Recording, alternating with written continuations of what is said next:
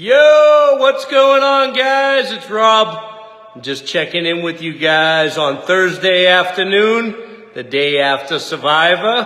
What'd you guys think last night? Pretty good, huh? That was fun on the edge.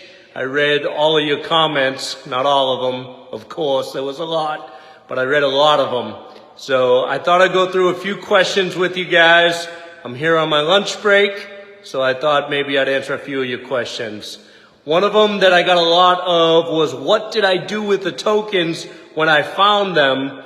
Everybody saw that I was willing to be strip searched, and they wanted to know where I put them.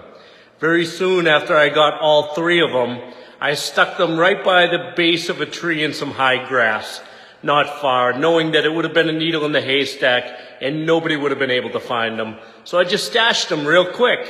No big deal. So that way when I went to Tyson, I could, easily say, where are they? And, strip down and not have any fear of them being found on me. Another interesting thing that happened in last night's episode, my daughter Karina actually picked up on it. And it was that I asked Tyson what the tokens looked like, but I had told Karina that I actually had found all three of my tokens before that actually was seen.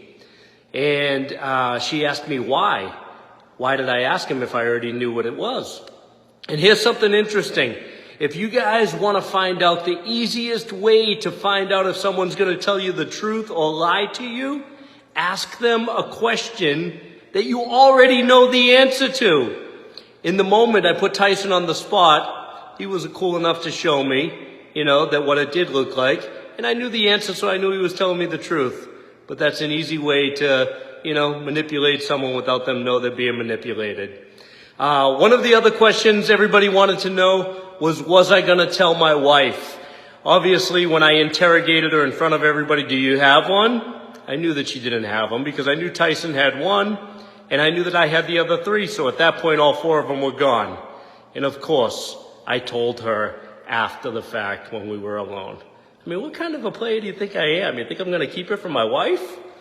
Anyway, guys, I'm back at work. I'm still scraping ceilings today. It's not that exciting. I'm still going on. I'll give you a quick look. I'm in the main room. I don't know if you can see, but I'm halfway through here. And I finished the bathroom on this side and the two bedrooms. So probably a couple more days of this, and then we'll have something new.